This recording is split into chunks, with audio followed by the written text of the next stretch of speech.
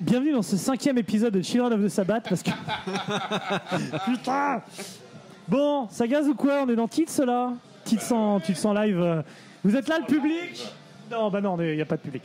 Parce que nous sommes au Rock'n'Roll Feel Good. Docteur Feel Good Rocket.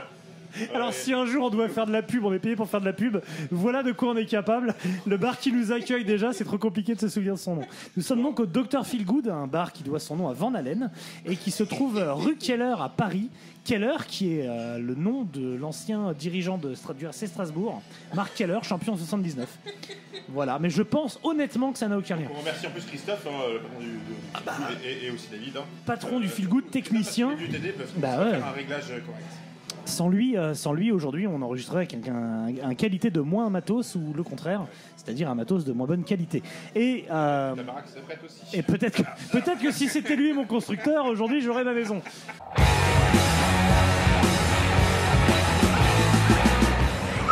Des millions, vous êtes charmante, mais vous voyez ce que ça fait déjà 1 million, Armina?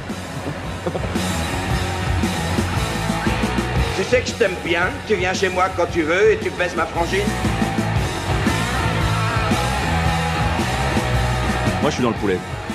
Eh ben, je vois rien qu'au niveau du poulet, c'est un bordel.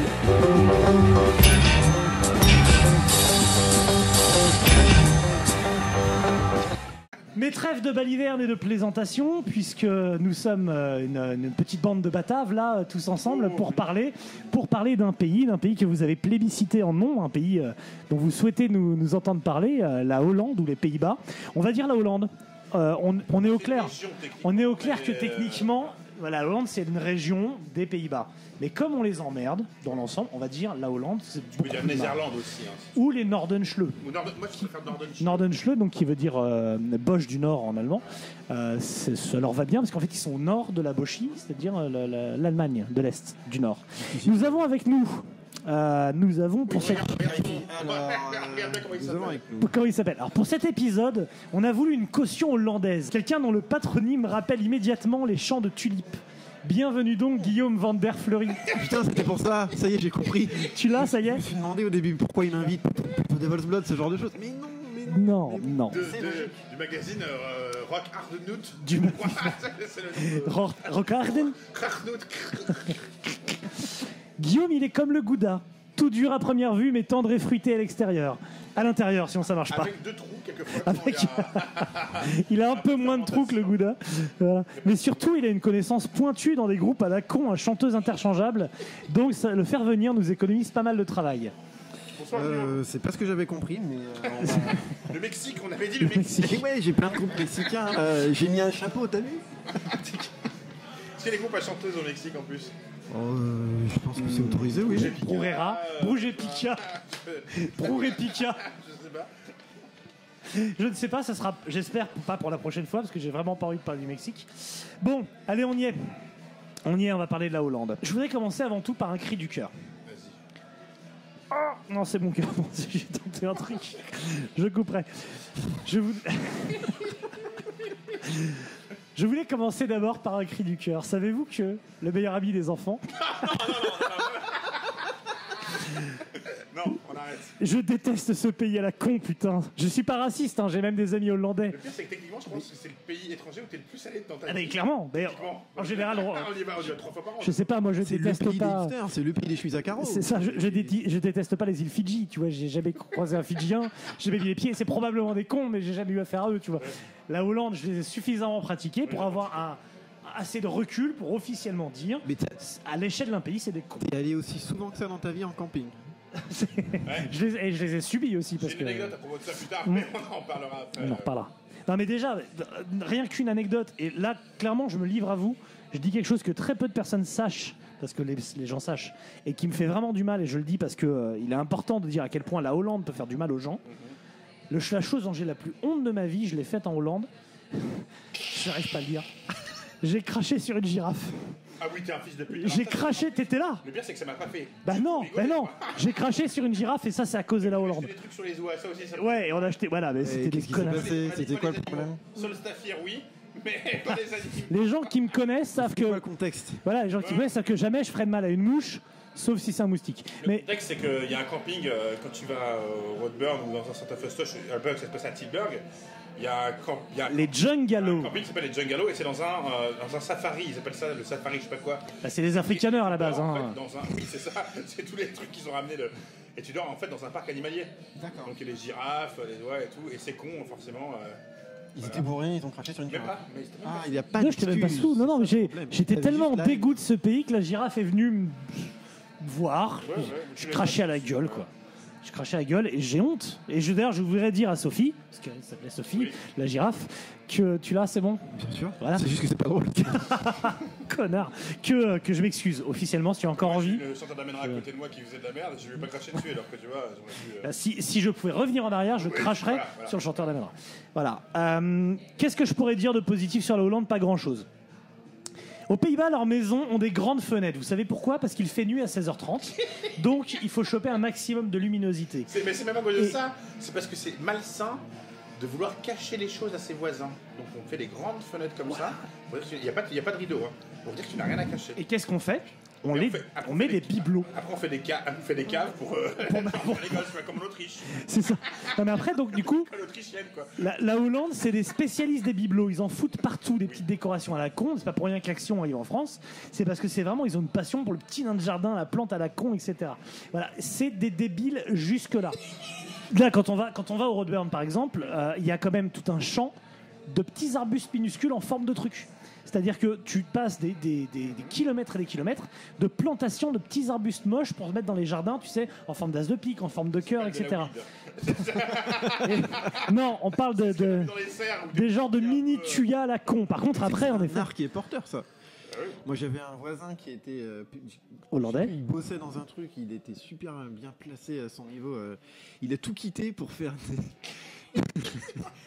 tailler des arbres, en forme de chien, en forme d'éléphant. Et ça a marché. Il a fait fortune là-dedans, encore plus que ce qu'il avait avant, ce qui prouve que la vie est une pute. Je retire ce que j'ai dit. J'ai un respect incroyable pour les gens qui prennent ce genre de risque. Et du coup, qui font ça, des taillages de trucs. Le pays du te coupe te hur, quoi. Le pays du te coupe te hur. Tout est à vous réalloué d'ailleurs dans ce pays. Ah bah tout, c'est-à-dire que même une église, par exemple, c'est-à-dire faire du black metal dans une église en Hollande, c'est 200 € en fait, c'est pas... Voilà, c'est très simple, tout est à acheter. C'est quand même un pays où ils te vendent l'écologie, je fais du vélo tout le temps, alors qu'ils sont libérales à la race. En fait, il faut imaginer, vous voyez Yannick Jadot, la Hollande, c'est Jadot à l'échelle d'un pays. C'est parce que il y a un petit coin en Hollande où il n'y a même pas de bagnole, t'es obligé d'y aller en barque. Ouais. Par contre, quand... Pour un pays qui va disparaître dans 20 ans, je trouve que c'est quand même vachement... C'est-à-dire quoi? Il faut quand même pousser des carottes. C'est quand même le gros point positif du réchauffement climatique, c'est quand tu auras la montée des eaux. Normalement, c'est les premiers à disparaître. Ah, ils feront moins les malins avec leur mountain bike et leur caravane de fils de pute, hein, quand ils seront tous sous la C'est flotte. aussi le pays le peuple le plus grand du monde. En Et moyenne, ils sont grands. C'est les suricates. Parce que vu que c'est tout plat, ils sont obligés de voir à tuer. Ouais, mais du coup, rappelez-moi vos tailles respectives. Moi, je fais un... Est-ce que vous connaissez MyHeritage? Vous avez essayé MyHeritage? Peut-être qu'il y a peut-être des infos. Hein. Non, je pense que si je cherche bien, moi je remonte à Moïse, mais sûrement pas au prince Orange de Hollande. Moi, je remonte à Moshe, mais... Ça, c'est Abel et Cain, c'est encore plus vieux. Et côté Cain. Qu'est-ce qui les rattrape quand même, Mathieu? C'est pas tout n'est pas acheté. Ah, moi j'ai des trucs. Non, non. Ne balance pas trop Vas-y, doucement. Ce qui les rattrape, c'est... Le football, par exemple. Mais non, tu peux pas dire ça. Pourquoi? 3 finales de Coupe du Monde, 3 défaites. Oui, c'est l'archétype de la Ils ont vie. inventé le football total. Ils ont celui que les gens considèrent comme le plus grand joueur de tous les temps et ils ont gagné Maradona. avec C'est vrai. Johan Cruyff, bien sûr. Même si c'est Dennis Bergkamp, le vrai. Ouais. Dennis Bergkamp. De Jong, c'est qui sort des...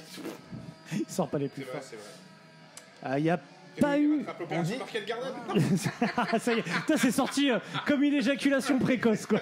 Non, mais c'est vrai que quand on est un pays libéral, forcément, quand on a une espèce d'énorme armée qui dit on a un intérêt certain à passer par chez vous, autant dire que les autoroutes ont été dégagées. Hein. Il n'y avait pas une charrette qui traînait. Hein. Dire qu'en 44, il n'y avait pas un pou en Hollande. Ils avaient tous le crâne rasé.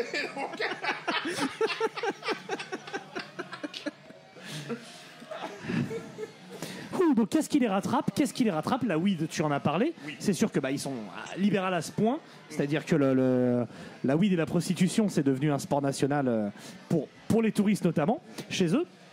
Et ils ont un réseau de salles, de concerts et de festivals qui n'est pas négligeable. Voilà. Au niveau son, Parmi les meilleures salles d'Europe, parmi les meilleurs festivals d'Europe. Chet Baker, par contre, C'est- qui est tombé de sa chambre d'hôtel. C'est vrai qu'ils ont tué Chet Baker et Kiss n'est plus le même depuis sa mort. Donc, je savais pas. Écoute, tu m'as appris un truc. Ouais, il est tombé de la fenêtre de sa chambre d'hôtel. Je suis allé Très mettre une bien. petite rose. Voilà. Alors donc là, Hollande, oui, on y est allé, on y est allé beaucoup, notamment grâce au Roadburn, qui était donc la Mecque, la Il y a Vandermeck. eu pas mal de festivals. Ouais. J'y retourne bientôt d'ailleurs. Netherlands Fest, Il y a ouais. eu mon cul là, comment ça Le s'appelle prix des bidéhus. Ah, on va dire le festival mythique, c'est non. alors, les downloads, il allait dire ce con. il allait dire le download. Le Dynamo. Le Dynamo. Et moi, Festival. avec apparemment, il y a des concerts exceptionnels. Oui. Dans les années 90, ils ont eu notamment dans le Stoner, enfin Queen of the Stone Age, Unida et compagnie, des concerts Et incroyables. techniquement, on va dire, sans trop nous avancer, que le O2 Le O13. Le O13, Pour- qui est sûrement l'un des meilleurs systèmes sonores au monde. Ouais. D'avis de musiciens, de tous les icônes qu'on Oui. voit là, diront que c'est le meilleur système sonore. Bah, c'est la meilleure salle que je connaisse. Voilà. Elle est, C'est pas hollandais. voilà. Il y a aussi, puisqu'on va décliner un petit peu quand même autour du métal en Hollande, puisque c'est pour là qu'on est là et qu'on est autour de la table, on doit quand même citer deux noms. Le premier, c'est Monte Kroner, donc celui qui a créé Roadrunner Records, qui est donc aussi hollandais, qui est hollandais. Roadrunner Records, donc quand même un des labels les plus majeurs du métal, dans l'histoire du métal, donc qui est un label hollandais à la base, avant d'avoir une succursale dans la province hollandaise, c'est-à-dire New York, puisqu'on sait tous que New York a été créé et vendu par les Hollandais, hein, voilà. Et on peut parler de Walter Oigi. Walter la tortue, parce que je n'ai jamais réussi à dire son nom de famille, donc qui est entre autres choses l'homme derrière le Roadburn, enfin l'animal derrière le Roadburn, parce que c'est un physique à part, on va dire, Walter. Et voilà, qui sont quand même des noms qui comptent dans le milieu du métal. Si tu regardes les premières éditions du Roadburn pendant 15 ans, c'est exceptionnel. Ah bah oui, c'est la Ligue des Champions. Tout style confondu, que ce soit du black, du doom, du death. Il a fait revenir sur scène des groupes qu'on ne pensait jamais revoir. On a vu du Godsnake, on a vu du On lui doit énormément. Yob, absolument exceptionnel, on en parlera plus tard, mais Notre plus grand souvenir avec Yob, c'était Roadburn. tout à fait. Voilà. Et depuis qu'en gros, pour résumer, depuis que PA va là-bas, c'est parti en couille complet, c'est devenu n'importe quoi. Au niveau des dates, ça correspond à peu près. On va pas. Le contexte de comment a démarré le Oui. métal en Hollande. Bien sûr, j'ai un peu d'histoire pour vous. Précurseur. Oh bah. Le rock 50s prend en Hollande comme dans tous les pays d'Europe, avec Elvis puis les Beatles qui créent des vocations. Les premières répliques hollandaises se nomment The Tillmans Brothers, les Blues Diamonds, avec leur tube intemporel Ramona, que je vous conseille. Tu connais Ramona ? Je la connais très bien. Tu connais Ramona ? Ouais, mais non, toi tu connais Ramona. Quartier mais- rouge, j'ai troisième rue. Voilà, tu es de la rue Saint-Denis. Et puis arrive le choc sismique, le game changer, Golden Earring. Forcément. Ah oui. J'en rajoute un peu en vrai, c'est en hommage à une personne qu'on a croisée sur les internets et qui nous vendait le groupe en disant qu'ils étaient plus forts que les Beatles, qu'ils avaient tout appris à Deep Purple, etc. Golden Ring a une particularité, les messieurs. C'est toujours le cas maintenant. Il y a quelques années, c'était le cas en tout cas. Oui, ils ont arrêté en 2017. Non, c'est le groupe qui a eu. C'est le groupe qui a la plus longue longévité. Oui. Avec les mêmes musiciens. personnalités. Ouais. C'est ça. Et en fait, moi, je voulais quand même placer une petite dédicace pour cette personne dont je tairai le nom, mais qu'on connaissait, qui quand même un jour nous a expliqué qu'elle bossait dans une radio dans le sud de la France et que James Hetfield a appelé le standard pour lui souhaiter le bon anniversaire en direct. Donc voilà, si tu nous écoutes, je t'embrasse parce que ce jour-là, tu m'as fait rêver, Et, comme seul le RC Lens m'avait fait rêver dans la vie. C'est-à-dire avec gêne et empathie. Donc Golden Earring, voilà, quand même un groupe qui a cartonné aux Pays-Bas. Bon, ils sont mythiques, mais pas que. Et si vous devez écouter... Oui, repris par. Ah non, c'est repris par White Lion, je pense, Golden Earring. Et c'est Radar Love, voilà, leur chanson la plus connue. Ah oui, 174, c'est Radar Love, en effet, et donc White C'est Lion le les a. truc que tout le monde retient. Voilà. Et qui fait qu'ils sont du coup plus importants que les Beatles. C'est ça. Et pour l'anecdote, ils ont fait 13 tournées entre 69 et 84. Ils ont commencé aux côtés des Who et de Led Zeppelin, ils ont fini avec Kiss et Aerosmith. Ça, je pense que ça te pose quand même la carrière d'un groupe. Voilà. Et donc oui, donc tu disais la plus longue longévité, ça en a parlé. Et leur carrière s'est juste arrêtée assez récemment parce que le chanteur mythique du groupe, George Kooijmans, voilà, il a chopé la maladie de Charcot et donc ne peut plus. Voilà, donc paix à lui. Un des rares Hollandais qu'on sauverait de la montée des eaux, je pense. Voilà. Autre chose après, après Golden Earring, qu'est-ce qui s'est passé? Qu'est-ce qui a merdé? Il faut déjà qu'on parle, même si c'est très rapide, de Van Halen, du coup, puisque les frères Eddie et Jean-Michel, je ne sais plus comment s'appelle l'autre, hein, sont nés en Hollande et ont immigré aux USA, donc c'est pas juste... D'où le Van Halen, qui... voilà, Van Helsing qui était dans les toutes premières moutures du groupe avant la démo. Et, Van Halen qui en hollandais veut dire de la laine, donc c'était des moutons. Et C'est des vendeurs de laine. c'était des vendeurs de moutons. Ouais, vend la laine. C'était des vendeurs de laine. Des vendeurs de laine, d'accord. Je l'expliquerai. Derrière ça, il y a aussi un certain Adrien Vandenberg. Est-ce que tu veux nous parler d'Adrien Vandenberg et de son groupe Vandenberg? De son groupe Vandenberg, non. Pas Non. vraiment. Et dans quel... Bon, c'était Craignos Vandenberg, mais ça l'a amené où? Ça l'a Disons amené- qu'il est sur 1987 et Slip of the Tongue de Whitesnake, donc ils ont vite compris qu'il fallait s'exporter pour marcher. C'est ceux qui ont réussi. Les Hollandais ont très vite compris qu'il fallait s'exporter de toute façon. Hein. C'est ce qu'on appelle les Hollandais volants d'ailleurs. Oh oui. Oui. Et donc voilà, c'est un putain de guitariste, super guitariste. Et après Vandenberg Monkeys, bon c'est pas faut pas dire que c'est fondamental dans l'histoire de la musique, mais c'est quand même très bien. C'est très de bien. merde en fait. Non, je les ai jamais vus en live. Non. C'est super en live. Vraiment, ça te plaît. Ok. Ça te plairait. Mais c'est quoi, du hard rock, du heavy, du... Ah, c'est tout ça. C'est tout. C'est tout ça. C'est tout ça et plus encore, si tu savais. Et en fait, il a même pris un chanteur, j'ai oublié son nom, qui assurait très bien et qui était une copie conforme. Histoire vraiment de faire Whitesnake. Et ça marchait très bien. Donc de David Coverdale, qui était lui aussi hollandais, ce que peu de gens savent. Van Dale, il s'appelait d'ailleurs. Ouais. Voilà. Et une fois qu'on a placé tous ces dinosaures, tous ces légendes, là arrive le grand flux, le grand charivari des groupes de Pas métal. encore aux légendes, parce qu'on n'a pas parlé de Within Temptation. Deux. Within Temptation. Non mais, oui, mais là après, on a les légendes qu'on peut, mais voilà. Et donc après, il y a, on va dire pour moi, 3 catégories de métal hollandais. Vous me direz si vous le voyez comme ça, mais ça me permet un peu de classer. Vous savez que j'aime bien classer. Il y a le métal qui craint un peu. Il y a le métal sympho qui craint de ouf. Et il y a les trucs à demi corrects. Ce qui nous permettra au final, après cet exposé brillant qui nous attend, de conclure que le métal hollandais c'est quand même plutôt pourrable. Mais plutôt que de sauter le requin, comme on dit, jumping the shark, et d'arriver directement à cette conclusion, je vous propose de remplir un peu l'épisode pour que de toute façon on arrive à la conclusion suivante, que en gros à Parasfix c'est de la merde. Non, là, tu vas loin. Allez. Mais t'es pas loin, mais tu vas loin. Tu vas loin mais pas loin. Déjà, je suis content que tu reconnaisses que c'est bien, parce qu'il y a encore un an, quand on parlait de Balls Trover Six, J'ai dit que c'était bien, j'ai pas dit que ça arrivait à la cheville du début de l'orteil de Bob Roller. Mais c'est sympa. Avant, il y a du mieux, on va dire. Avant qu'on en arrive au métal à chanteuse, donc le métal symphonique, les cigarettes, il y a... On peut rentrer un petit peu dans la case métal sans mon lettre, c'est The Gathering qui a lancé tout ce truc, c'est avant tous ces groupes-là quand même. Grimbergen. Elle était Van là avant, Grimbergen. et Van c'est elle Grimbergen. qui a lancé ce côté Oui, chanteuse. Eurovision. Chanteuse, c'est ça. Donc, Bah oui, après, c'est vrai que. Est-ce que c'est vraiment du métal? là, The Gathering, c'est même du Doom au départ. C'est un groupe. De Gathering, mais Anneke. Oh là là, ça parle fort. Là maintenant. Ouais, Savez-vous que le meilleur je sais pas milieu. si t'as écouté ce que fait Anneke maintenant, Mais c'est maintenant, réussi. il y a Oui. des albums de The Gathering, sans rentrer en métal, dans ce cas-là, oui. Paradise Lost, c'est pas du métal. Non, je parlais de Anneke. Ah, de Anneke, ce qu'elle fait maintenant, oui. Ouais. Non, mais on peut pas parler de l'histoire du métal hollandais sans parler de The Gathering, en tout cas, je pense.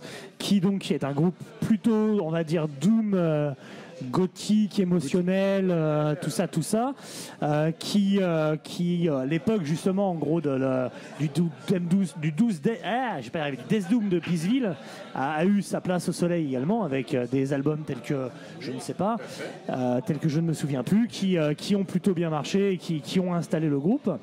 Voilà, même si après ils se sont quand même assez rapidement séparés de Anneke van Grimbergen. Bon, ça va, ils ont fait quelques Enfin, rapidement, en tout cas, dans les années 2000, je dirais. Ça fait faire une légende quand même. Et voilà, il y a des parties sur autre chose et quelque chose de plus pop. Mais en effet, si on parle en effet de power symphonique, enfin ou de métal symphonique, la Hollande a quand même une grosse place aux côtés de Nightwish. Il y a beaucoup de groupes. C'est là où on va laisser la parole à Guillaume, parce que moi je Et là, en effet, là c'est le Fergie time. Là, c'est pour toi. Ah, mais moi j'ai pas beaucoup de choses à dire. Je vous l'avais dit que vous seriez déçus. Non, mais en gros, il y a Within Temptation, Epica et After Forever. Within Temptation qui part au début sur son premier album, Enter et Mother Earth, sur quelque chose de plus pareil, un petit peu gothique, saveur gothique, un peu. Je vois vous me regardez. Mais pourquoi autant de. Enfin, pourquoi cette scène. Comment ça fait pour apparaître, quoi? D'un coup, on essaie de faire des chanteuses de 2 mètres avec des godibars et puis qui vont chanter en lyrique, quoi. Pourquoi? Explique-moi pourquoi. After Forever et Within Temptation, en fait, c'est des groupes, j'ai du mal à les comparer. Je trouve pas qu'ils se ressemblent tant que ça. Non. Il y a le côté très gothique. En fait, Within Temptation, au début, c'est vraiment tout ce que vous aimez, vous, quoi. C'est de la swing un peu. C'est mélancolique. Quel groupe tu parles, pardon? Within Temptation. Au début, c'est mélancolique. Tout ce que tu aimes, c'est le godibard. C'est un peu gothique pleurant, tout ça. Après, il y a le. Donc, ça, je sais qu'elle assume moins maintenant, Sharon Denadel, mais. Ça existe encore, ça tourne encore Within Temptation. Bah, non seulement ça existe, mais ça marche super bien. Ah ouais? Ah ouais. Tu fais du gros fest en Allemagne. Ça marche super bien. Et j'ai une anecdote sur Vas-y. Within Temptation au Hellfest où il y a un mec qui vient nous voir. Il y a un mec qui vient nous voir au stand de Rockard et qui nous dit putain, je suis dégoûté, je suis ultra fan de Within Temptation, c'est mon groupe préféré. Ils étaient censés jouer sur la main stage et je viens de voir que le drapeau de fond de scène, c'est un groupe qui s'appelle Hydra et je suis dégoûté, ils ont été remplacés. Est-ce que vous pouvez me dire ce qui s'est passé? Donc on lui a dit Hydra, c'est le dernier album de Within Temptation en fait. Tu es ultra fan comment, jeune homme? Et le mec a conclu ah mais oui, je suis con. En tout cas, continuez comme ça, j'adore Rockard et je l'achète toutes les semaines. Toutes les semaines? Je l'achète toutes les semaines. Donc on a un lecteur qui achète le magazine 4 fois par mois. Et moi je trouve que c'est une démarche militante. Voilà. À cette période, voilà. Il y a un côté pif gadget là-dedans. C'est militant, quoi. Il en a un qui peut garder Lui, on va pas se mentir, Within Temptation et Epica, je mets Nightwish aussi dans le lot, mais c'est pas hollandais, mais ces groupes-là, ça pourrait. Ça vous a fait vos années à Rockard quand même, au niveau couverture, au niveau. Bah oui, carrément. Ça vend le métal à chanteuse. Ah bah surtout Nightwish, mais alors Within Temptation, à une époque, le truc c'est que Within Temptation, c'est ce que j'étais en train de dire tout à l'heure, a surfé sur le succès d'Evanescence, même s'ils l'ont pas assumé. Ils étaient là avant, non? Ils étaient là avant, donc ils faisaient ce que je vous disais, un peu du doom gothique, mélancolique, romantique. Et puis qui était bien, moi je trouvais que c'était de bonne qualité. Et après quand ils ont vu le succès d'Evanescence, ils ont surfé dessus. Et alors ça, c'est comme d'habitude, hein, c'est comme tous les groupes qui arrivent à marcher. Ça a déçu tous les fans de la première heure, mais on sait tous que les groupes qui marchent se branlent les fans de la première heure. Ça leur a apporté beaucoup de nouveaux fans. Bisous Ghost, oui. Voilà, bisous Ghost. Ça a fait du pognon et ça a fait que le groupe surtout s'est installé vraiment en haut et encore aujourd'hui une tête d'affiche. Alors c'est redescendu quand même pour Within Temptation, mais ça a marché comme d'habitude, c'est comme les scènes de Seattle ou tout. On va signer les groupes à peu près similaires du même coin. Epica. Et Epica, c'est vraiment particulier l'arrivée d'Epica parce que en fait Epica c'est né sur les cendres d'After Forever. Donc il y a un groupe qui est quand même culte pour les fans, pour des gens comme vous notamment, voilà, les fans de métal à chanteuse féminin. C'est tout nous, ça. Symphonique, c'est tout vous. Sachant quand même que dans Epica, donc il y a Mark Hansen, le guitariste, qui a un groupe de death qui s'appelle Mayan, qui vous plairait pas non plus, mais ils font comme du death. Et le propos d'Epica aussi, c'est un petit peu durci quand ils ont récupéré l'ex-guitariste et l'ex-batteur de God This One, qui ça est un groupe que vous pourriez. Non. Et non, tu veux pas en parler? Si. Mais ils sont hollandais, on a le droit d'en parler. C'est une consanguine parce que quand tu regardes, ils ont tous joué les uns dans les autres. Tu parles de scènes consanguines quand il suffit de voir le nombre de groupes qui sont nés de la mort de The Devil's Blood. Oui, c'est vrai. Ouais, c'est clair. Vraiment, c'est pas possible. Enfin, c'est bien. Il y en a qui sont bien, il y en a qui sont moins bien. Mais tu parlais de scène consanguine. Il faut savoir que la Hollande, c'est le 6e pays au monde avec le plus de groupes de métal par habitant. Donc il y a 127 groupes par million d'habitants, ce qui fait 2200 groupes en tout. Donc pour un petit bled, on va dire, c'est énorme. Et donc en effet, cette recrudescence de groupes qui les place en gros derrière un trio de tête Finlande, Norvège, Suède, etc. Et j'ai un doute, Danemark aussi, je crois, devant. Et voilà, il n'y a pas grand-chose d'autre. Donc c'est assez impressionnant, c'est loin devant la France. Ah oui, sur cette statistique-là. Donc c'est une vraie... il y a la gabber qui marche beaucoup en la techno hollandaise, mais derrière le métal a un vrai pignon sur rue, quoi. Et donc là-bas, c'est des groupes je pense que les gens connaissent. Même Florian Sen a participé à une émission du type The Voice. Voilà, tout le monde la connaît, hein, là-bas. Elle s'est même fait, je pense, sa popularité a explosé avec ça, mais il y a une espèce de respect de la scène métal qu'il n'y a pas forcément partout. Voilà, alors même que les groupes sont claqués, comme vous dites. Et donc du coup, dans tout ça, tu me dis donc, Epica, c'est une émanescence, et pas une évanescence d'After Forever. Ouais, Epica, c'est vraiment intéressant parce que je me souviens de l'arrivée de ce groupe, c'était vraiment surprenant parce que After Forever, donc, s'est arrêté. Florian Sen est parti de son côté et Mark Jansen a relancé Epica. Et je me souviens, moi, à l'époque, Epica était déjà énorme en n'ayant rien sorti. Je sais pas si vous vous rappelez de ça. Epica était déjà en coup des magazines, était déjà considéré comme un futur grand, simplement sur le nom de Mark Jansen, alors qu'on n'avait rien entendu, que ça se trouve c'était de la merde. Mais tu es un produit marketing, quoi. Voilà, il y a eu un niveau marketing qui était assez incroyable. Après, le fait est que je trouve qu'Epica a bien progressé, a bien évolué, et notamment avec l'arrivée des mecs de God This Throne, a un petit peu musclé son jeu. Et a fait quelque chose, je pense, qui pourrait surprendre ceux qui ont des a priori sur le métal symphonique et qui pensent que c'est un peu poète. Il y a quand même du riff, il y a quand même de la batterie. Je vais pas vous dire que c'est pas God This Throne justement, mais ça apporte quelque chose d'assez intéressant. Et je trouve que Epica, contrairement peut-être à Within Temptation, qui s'est un peu perdu et parti dans des délires, a vraiment essayé de draguer un public plus large, de faire des trucs un peu plus poppy, même un peu électro des fois. Epica est resté assez fidèle à une ligne de conduite où l'idée c'est de composer des morceaux et pas forcément des tubes, même s'il y a des morceaux faciles. Voilà, il y a de la mélodie, il y a du solo, il y a un peu de... pas l'indéfendable. Et je suis je vais faire un pas. J'avais prévenu Mathieu, je l'avais dit, je viens, mais je défends Epica. Non, mais je vais faire un pas vers toi. En gros, moi, je vais pas, j'ai pas assez écouté, j'ai pas assez de sensibilité là-dessus pour faire des différences notables. Pas qu'il y en ait pas, mais j'ai pas creusé suffisamment. Là où je rentrais dans ce qu'il dit, c'est que moi, pour les avoir vus, sans les avoir vus en passant, en fait, c'est Blurdax, Mainstage, c'est ultra populaire. C'est un groupe en effet qui a cartonné pendant un moment. Non, mais bien sûr, bien sûr. Je me rends pas compte, moi, parce que j'écoute pas ça, mais c'est vrai que ça a carrément cartonné. Et du coup, de façon un peu arbitraire, si tu devais classer tous ces groupes-là, tu mettrais Epica en numéro 1, en qualité.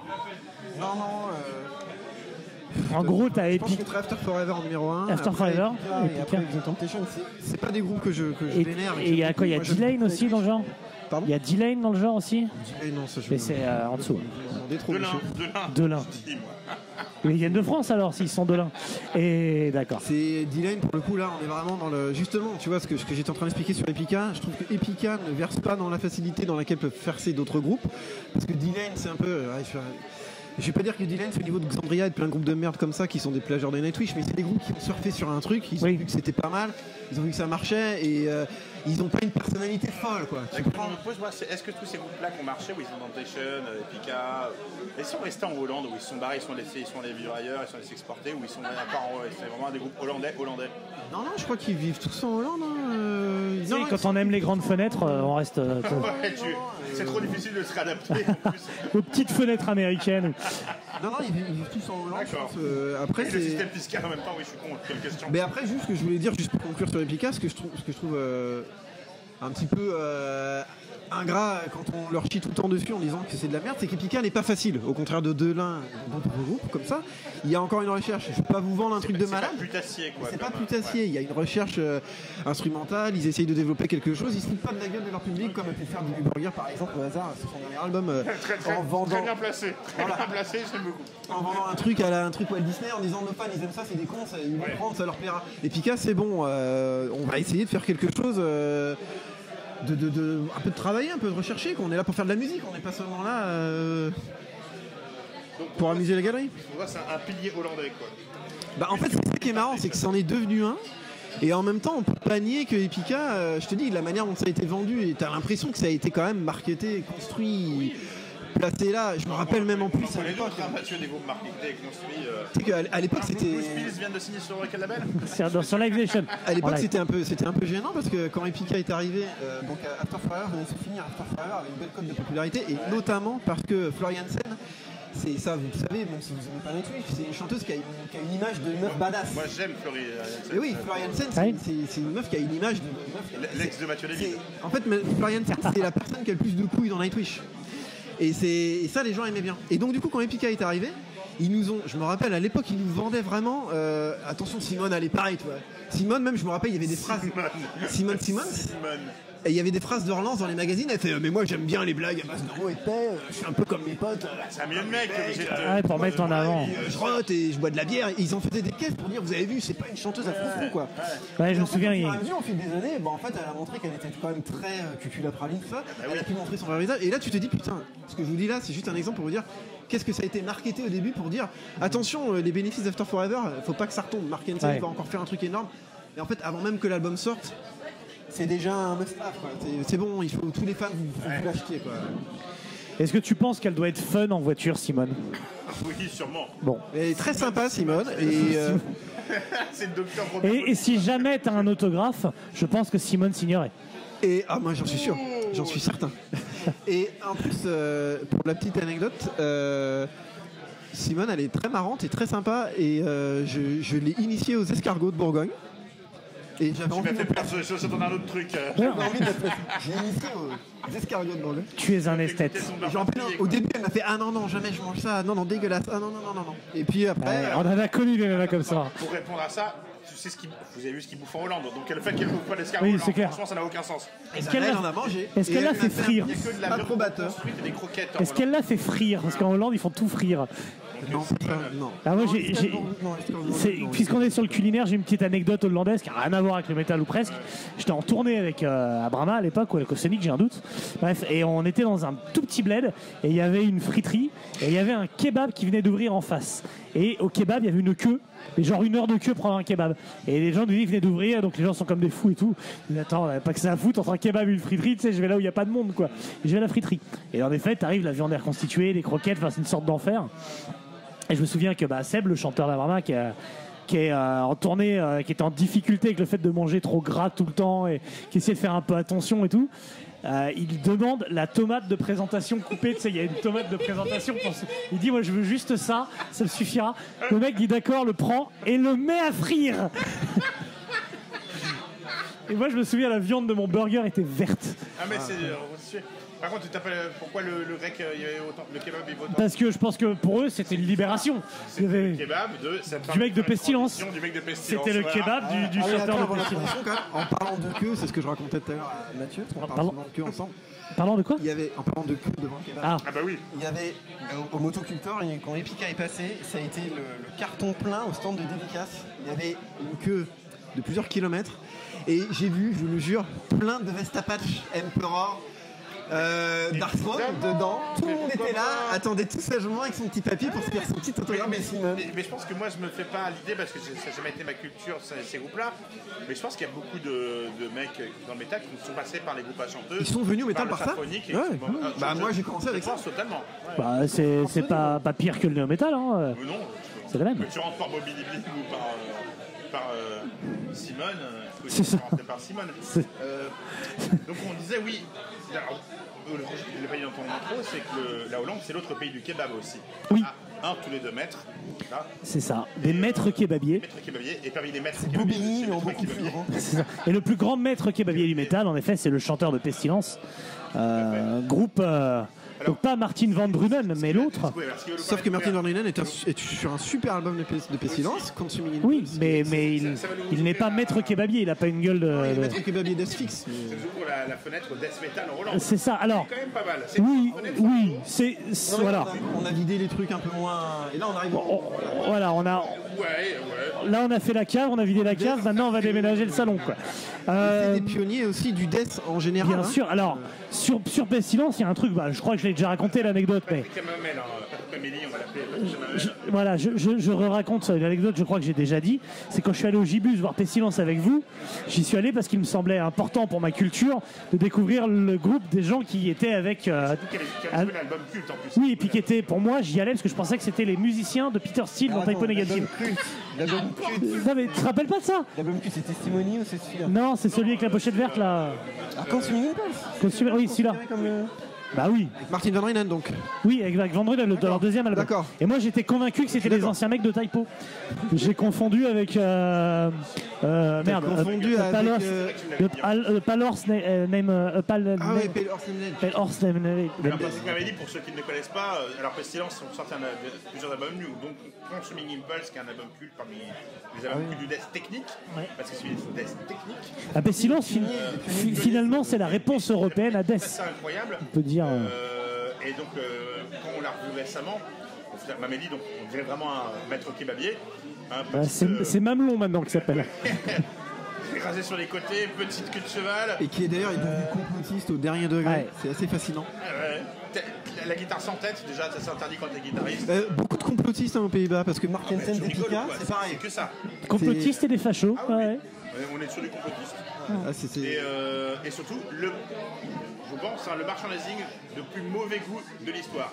Je crois que la pochette déjà. Pire. Non, mais ils ont et on en a vu. Le merchandising de l'histoire. Allez voir ce qu'ils vendent. On dirait des maillots du Tour de France, tu sais, les trucs qui collent, c'est en lycra là, qui collent au corps. Avec, tu sais, ils font des artworks, mais c'est intégral. C'est sur tout le t-shirt, quoi. Tu peux pas. C'est dégueulasse. Déjà, on parle d'un mec qui va tellement à la salle de sport qu'il est convaincu que. Mais d'ailleurs, ils sont plus stock. C'est normal, les lycra, ils font tous du sport. On a oublié de dire que Mark Hansen d'Epica, il a failli être cycliste professionnel. Il a fait être cycliste professionnel. Oui, ça m'étonne trop pas. Et d'ailleurs, à un moment, ils ont fait avec son groupe de death, puisqu'on est sur le death comme ça en raccord. Il a un groupe de death qui s'appelle Mayan, j'en parlais tout à l'heure. Et le dernier album d'Iana est pas mal, c'est mélodique. Ça vous plairait pas à vous, mais ça plairait aux gens plus ouverts. Aux gens normaux. Mais ils avaient fait un financement participatif et le premier prix, le grand prix, c'était un tour à vélo avec lui. Un tour à vélo sur le porte-bagages. Non, tu fais du vélo derrière. Ah oui, d'accord. Et il les a cramés, les mecs, parce que lui, il a un niveau professionnel. Il a vu des bus. Non, mais il peut faire des tours de France tranquille. Et comme sa guitare, il a un vélo sans guidon, tu sais. Il met juste son doigt dans la clenche, tu sais, il tourne comme ça, tranquille. Alors, contrairement à Rob Alford qui a un vélo sans selle. Dans mon esprit, c'est sûr qu'ils faisaient partie de la boxe taille, parce que la Hollande a un grand pays de boxe taille. Ramon Bakers, Ernesto Wust, pour ceux qui connaissent. Des vrais noms de Hollandais. Mais je pensais qu'il était free fighter, je pensais pas qu'il était avec un maillot à poil, avec la casquette de Richard Viron. Cycliste. Bon, c'est bon. Donc Death Metal Pestilence, donc, je le disais tout à l'heure, qui est une sorte de réplique européenne à Death, au groupe Death, et signé chez Roadrunner. Ils se sont inspirés. Mais oui. La grande histoire du death metal hollandais, malgré tout ce qu'on va dire, c'est de l'équivalence d'un groupe ou d'un pays. Là, tu me dis, tu as tout à fait raison ce que tu dis. C'est cynique ou death, machin. Pour moi. Mais là, vous parlez de Spheres, vous parlez vraiment du tournant, de quand Mamélie commence à partir dans ses délires jazzy. Voilà. Et c'est le cas de tous les. C'est le pendant de tous les groupes de death metal hollandais. Moi, je prends Sinister, un groupe que j'aime beaucoup. Mais Sinister, c'était l'équivalent du groupe de Floridien, etc. Ouais, Morbid Angel, quoi. Tous ces trucs-là. Et c'est vraiment. D'ailleurs, c'est le groupe le plus ricain de toute cette scène hollandaise. Je trouve qu'ils ont un son vraiment américain, Sinister. C'est vraiment un son floridien, quoi. Mais pour toi, la Sphinx, c'est l'équivalent. Et le groupe avec un son anglais. Il va dire Bolstrower, Sphinx, c'est. C'est lié à Bolstrower, mais c'est pas. Non, mais il y a un côté. Il y a un côté un peu crust aussi dans Asphyx qui fait très anglais, très Doom. Le groupe Doom. Oui, avec Van Drunen, ouais. Mais ce que je veux dire, c'est qu'ils n'ont pas été. Ils n'ont pas été influencés par Bolstrower parce qu'ils commencent à peu près en même temps. Non, il donne l'impression d'être une réplique. À l'époque, c'était Van Drunen m'avait dit. Alors déjà, il m'avait rappelé parce que on est beaucoup à avoir oublié que Bolstrower à l'époque, il se faisait défoncer dans les chroniques par tout le monde. Quand ils sont sortis, personne croyait en eux. Alors lui, il adorait. Pourquoi ? Parce qu'ils invitaient. T'avais pas le droit d'avoir des. Quand t'es des journalistes, vous pouvez pas. Oui, il méprisait les journalistes. Oui, qui du coup leur rendait bien. Mais même dans les fanzines, ça marche. Enfin, ça passait pas. Mais surtout, c'était quand même la belle époque où Asphyx a été signé par un label et surtout Asphyx a eu des chroniques positives, dithyrambiques, alors qu'il n'avait pas encore enregistré d'album. Par principe en fait.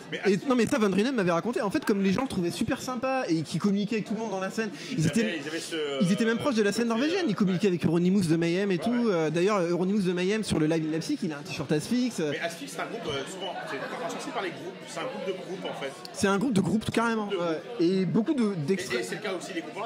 Hell of Bullets, qui n'est pas un groupe ultra populaire, par exemple, au Hollandais, c'est populaire auprès des groupes. J'ai jamais Ouais. compris pourquoi d'ailleurs, je ne sais pas pourquoi. Oh, ça bastonne pas mal. Hein. Bah, Moi, j'écoute ça jamais. J'écoute jamais ça. Les mais deux c'est- premiers I Love the Left sont vraiment Blood bien. hein. Citroen, c'est la même, Gorefest, c'est la même. C'est des groupes qui sont plus populaires auprès des musiciens et des groupes qu'auprès d'un public particulier, je pense.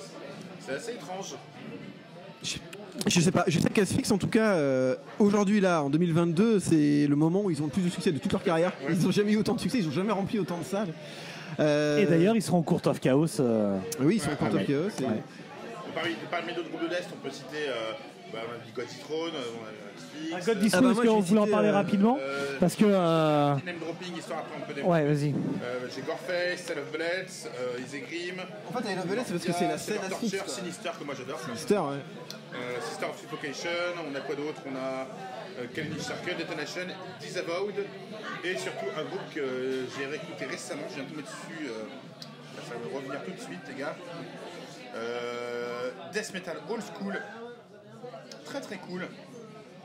Je ne connaissais pas ce groupe. Si c'est pour dire Bolsrower,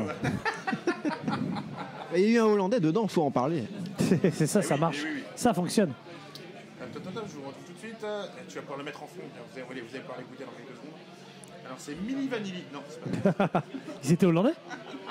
c'était pas hollandais du tout. Si vous voulez en savoir plus sur Mini Vanilli, je vous conseille, et elle est présente sur YouTube, la scène de Air Fellation dans Bruno, le film de Sacha Baron Cohen, où il va chez son psychic pour parler à un mec de Mini Vanilli qu'il feint de lui tailler une fellation avec un doigt dans le cul devant le voyant qui en peut plus. C'est une des plus grandes scènes de l'histoire du cinéma. Elle est sur YouTube. Il finit avec un aria, qui est sûrement le aria lors de la fausse éjaculation faciale. C'est sûrement le aria le plus génial de l'histoire du cinéma. Et pourtant, il y en a eu des arias de qualité. Hein. Ouais, continue, parce que quand je le Mais retrouve, bah, justement, si on peut revenir sur un truc, parce que justement, tu disais tout à l'heure, c'est souvent des groupes qui s'échangent, qui sont entre eux. Oui. On en reparlera tout à l'heure parce que je vais forcément vous Petite gonfler avec The Devil's Blood, mais il y a vraiment cette scène Asphyx, I Love Bullets, Grand Supreme Blood Court, qui est Oui. super bien, Soulburn. Tu mets tous ces trucs ensemble et Grand Supreme Blood Court, c'est encore plus drôle parce que c'est un groupe qui a été créé, c'est un prétexte pour refaire de la musique avec Eric Daniels d'Asphyx sans virer l'actuel guitariste d'Asphyx. Ah ouais. Et donc du coup, t'avais deux Asphyx, t'avais complètement deux Asphyx qui faisaient la même musique avec le même chanteur, tout pareil, mais ils avaient réussi à faire leur petit kiff avec le Dégager, chanteur. Et c'est très bien, hein, c'est excellent. Hein. Moi, je trouve ça excellent. Après, dans Soulburn, t'as eu Bob Bacchus, puis il s'est barré, ça tourne. Après, ça reste un petit pays, donc petite scène. Et, Ils se connaissent tous, et ils ils jouent connaissent tous tous, ensemble. évidemment. Mais ce qui est marrant quand même, c'est qu'ils vont jusqu'à créer un groupe pour pouvoir rejouer avec leurs potes sans avoir à virer le guitariste qu'ils ont pris pour le remplacer. Il y en a qui auraient dû faire ça. Attends, mais non. Petite anecdote dans les trucs comme ça. Enfin, je pense que certaines personnes le savent, mais J'ai retrouvé. vas-y. C'est Polluted Inheritance. Voilà. Je connais pas du conseille, ils ont sorti un album, Écocide d'ailleurs. Ils ont toujours ce côté un peu écologique, tu vois. Un peu de Ouais. silence. Et je vous conseille cet album qui est vraiment, je l'ai écouté là récemment, il est vraiment super. Quoi. Ça sonne vraiment roots, c'est vraiment death metal old school, ça devrait beaucoup te plaire. D'accord. Eh ben, écoute, je note. Death metal bien rampant, bien poisseux. La Polluted Inheritance. Voilà. Polluted Qui est Inheritance. passé à la trappe, hein, qui est même pas. Ah, ils sont passés à J'ai jamais 30. entendu parler. C'est cool. Il n'a pas entendu. Non, je dis, ils sont passés à trappe. Oui, ils sont passés à la trappe. Et après, on passera, bien sûr, après cette scène death metal, à la scène black hollandaise. Ça va aller très vite. Ça va aller très vite, mais il y a une anecdote là-dessus. Alors, vas-y, il y a Kara Changren. Eh ben voilà. Ah oui, forcément. Que Mathieu. Je crois que c'était au Hellfest, je crois que c'est un des groupes qui a eu milieu au bar. Ah ouais. On s'est foutu de la gueule de leur nom en disant c'est un bonbon en France. Ils disaient, Ah oui. 40 sacs, on les appelait 40 sacs. Et les mecs, ils voulaient nous frapper. Vous vous souvenez même J'ai plus. dû dire de me barrer du bar. Cara sans graines. Kara. C'est des cons, ouais. Les souvenirs. Une espèce de black sympho. Exactement. Ah, je sais pas, moi je les ai juste humiliés au bar. J'ai pas écouté le concert. Et donc Zvedjak et moi, je vais parler d'un groupe que finalement j'aime bien. Ouais. Que j'aime bien qu'à part. Empereur. C'est Urfaust. Urfaust. Ah oui. Urfaust, je trouve ça. Il y a des connexions avec The Devil's Blood d'ailleurs. Bah oui, et je trouve ça assez classieux. Je trouve pas ça convenu, tu vois, comme black metal. Ils sont pas les péchos à essayer de faire du black metal norvégien. Ou, Ah non, c'est cette tu vois. espèce d'école où qui veut faire un truc Il y a plus un arty, vrai plus- truc à part. Voilà, dans Urfaust. Mais artiste sans être. Non, mais C'est pas- péjoratif, quoi. C'est pas Ulver non plus, quoi. Voilà. Oui, merci. Exactement.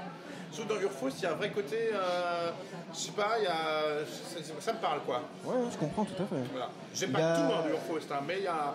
Je trouve ça beaucoup mieux emmené que certains groupes de black. Finalement, c'est même pas. Ouais, c'est un projet solo d'un mec ultra misanthrope qui fait son truc dans sa cave là.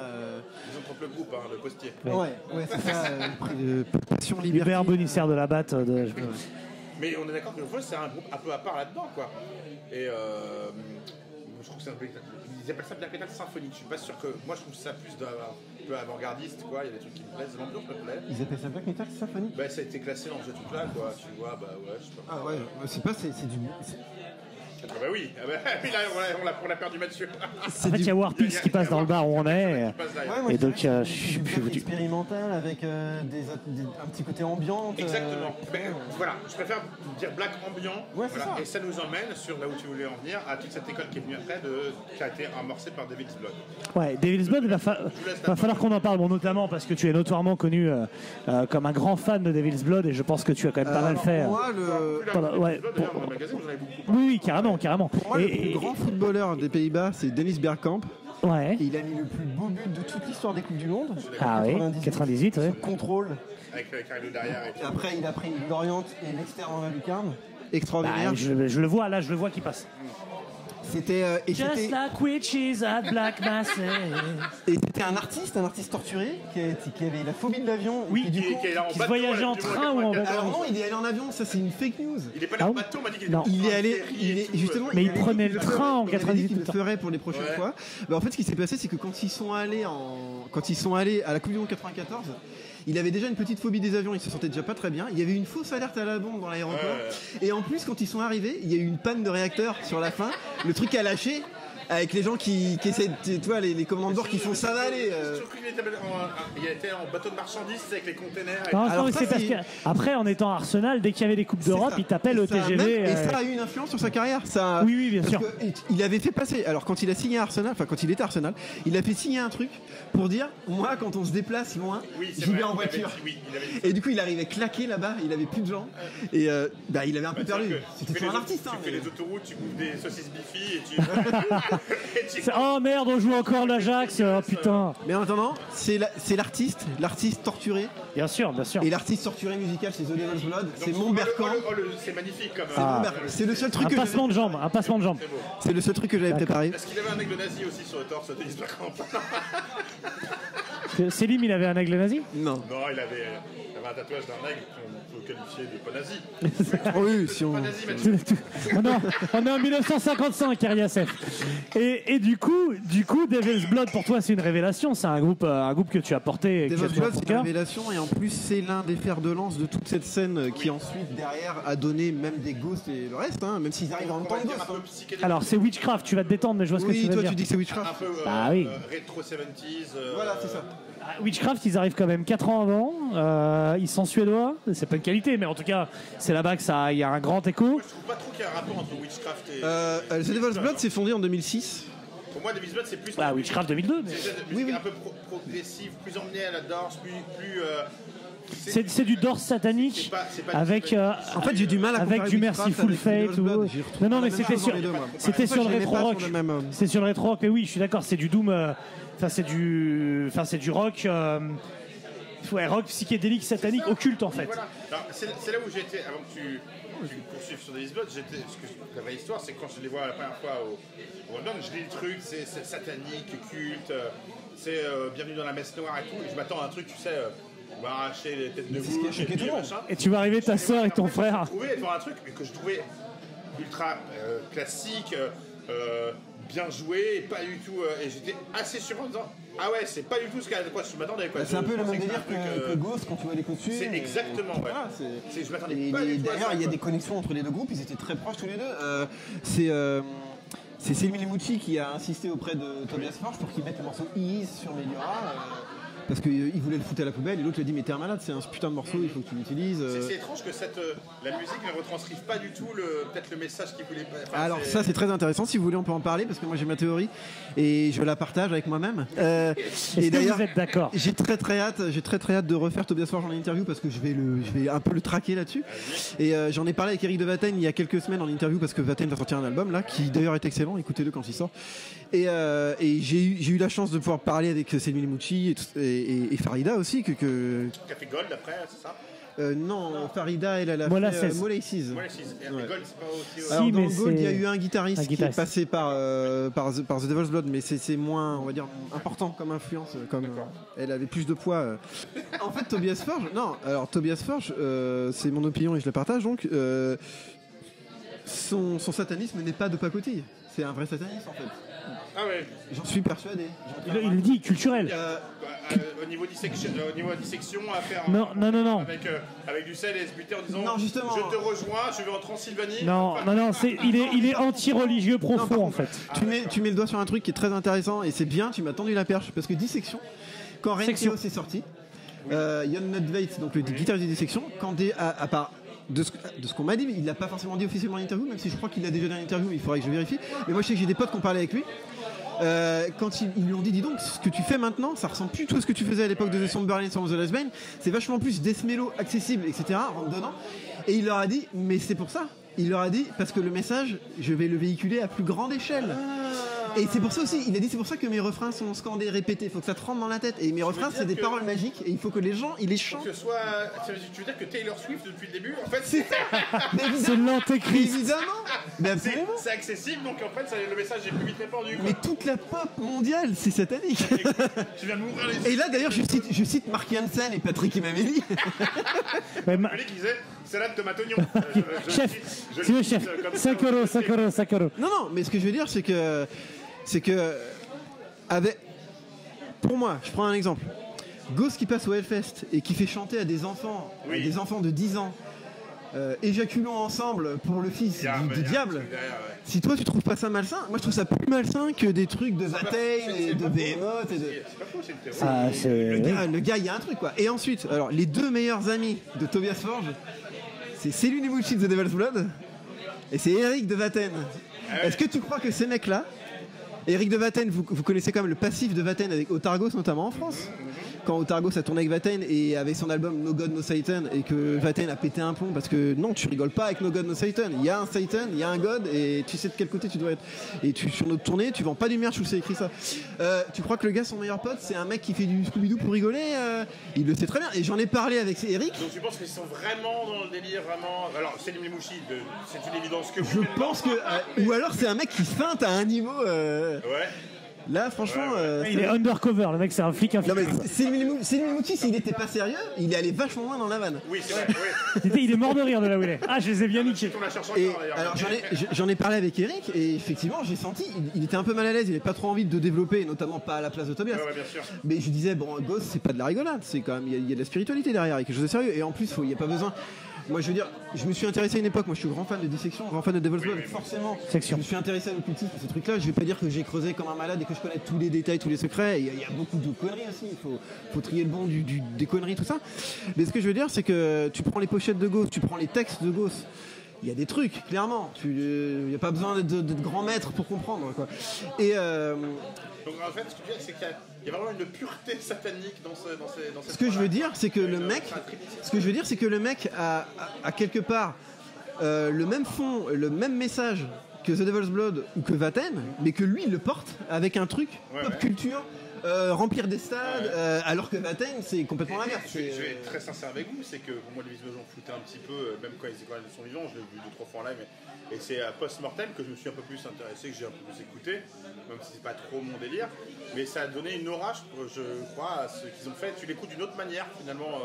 Ah ben moi il y a un truc, je vais te dire, enfin après je sais que tout le monde le ressent pas de cette manière, mais moi quand j'écoute The Devil's Blood, et c'est dès le début, c'est pour ça que j'ai accroché à ce groupe direct. j'ai senti que c'était fait par un mec qui rigole pas, quoi. Ouais. J'ai senti que le mec, il met. Tu aimes Devil's Blood, Mathieu? Non, Pas trop. Non, mais je ne les ai point, comme dirait Andromaque. Je suis pas très fan. Moi, je les avais vus en 2009 en première partie de Trouble et Pentagram. Tu as essayé de faire du Austin Gathering? Et non, mais ils ont été très vite au-dessus de cette moyenne-là. Et avec les Blizzard à peu près au même level de. Alors, je pense pas qu'ils avaient la même notoriété. Pour info, The Devil's Blood s'est fait proposer un contrat par Roadrunner Records pour 6 albums. Ouais. Et The Devil's Blood a dit mais jamais je promets 6 albums à qui que ce soit en fait. Ah. Il a eu raison. On va lui faire kiss aussi.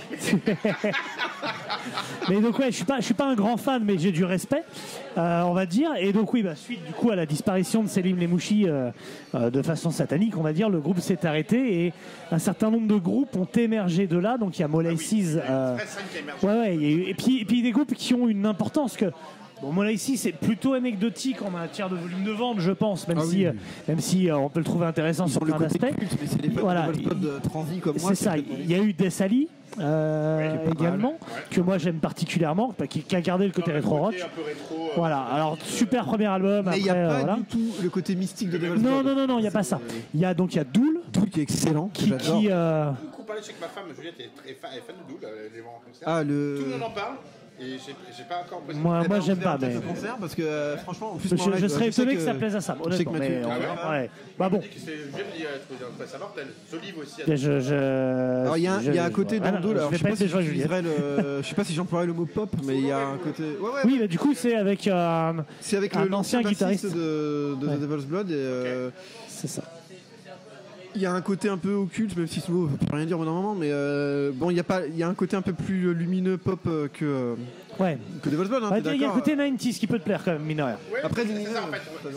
Oui, voilà. Est-ce que j'en oublie un des groupes dissidents de Devil's Blood? Je pense qu'on est pas mal. Alors là, il y a Farida qui va refaire un truc, ça m'a surpris, c'est pas sorti encore. J'ai reçu le truc promo pour annoncer l'existence du groupe. Je crois que c'est avec. Oui, elle va jouer au Roadburn. Elle joue au Roadburn avec. Ah bah là, je pense qu'elle a un petit cavi. Et c'est un groupe, et je crois, j'ai pas eu le temps de creuser, mais j'ai l'impression que là, elle se met avec des mecs qui viennent du monde du death metal, quoi. Donc je suis curieux de voir ce que ça va donner. Mais j'ai aucune idée de ce que c'est, j'ai pas eu le temps de creuser, j'ai juste vu le mail avec la photo promo et je fais putain, elle fait encore un truc.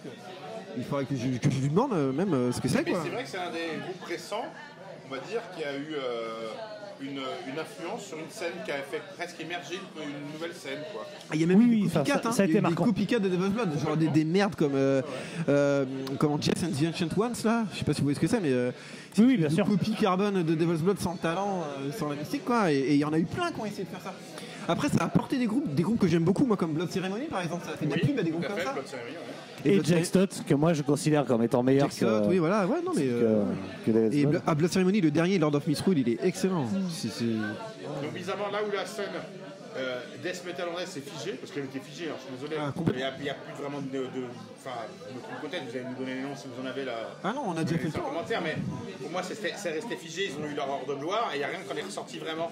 Il y a eu du post-Sinister, il y a du post-truc, mais ça reste anecdotique, quoi. Alors que cette scène qu'on a émergé, il y a vraiment eu un mouvement qui est suivi, et c'est peut-être le truc qu'il y a eu en Hollande. Oui. Qui a été le plus influent parce que il y a vraiment une scène on a parlé de Ocean et des Pika, mais après comme tu dis il n'y a eu que des clones et des copycats. La scène death metal elle s'est figée dans le temps, la scène black elle n'a jamais explosé, elle explosera pas. Karash en graine, changer de nom ça marchera pas, c'est pas possible. Comment tu l'aimes ton Karash en graine?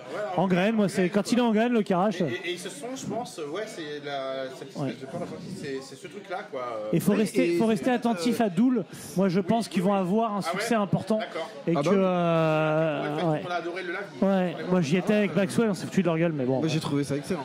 Avec qui? Avec Maxwell, on s'est foutu de leur gueule. Maxwell il aime pas du tout Dool, c'est pas son. Non, t'es bourré. Je pense que Maxwell, tu l'aurais mis devant Summoning dans l'état où il était et il aurait quand même dit du mal.